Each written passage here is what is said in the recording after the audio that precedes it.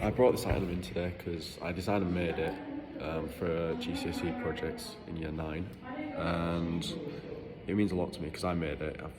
I put a lot of myself into it, and yeah, it's just been damaged over the years. It's just been bashed around. The glue's starting to wear off because it's so old. Hopefully I can find a way to present it better as well.